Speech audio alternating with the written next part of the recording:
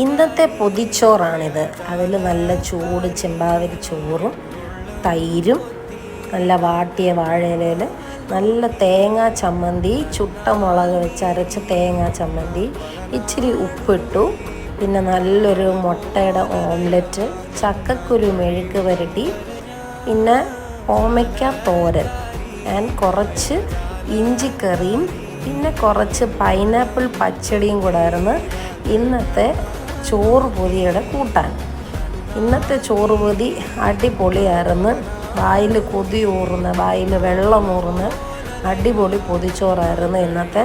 അപ്പോൾ അമ്മ ഇതുണ്ടാക്കി നന്നായി മടക്കി വെച്ചിട്ട് ഒരു 1 hour കഴിഞ്ഞ് ഞാനത് തുറന്ന് നോക്കി.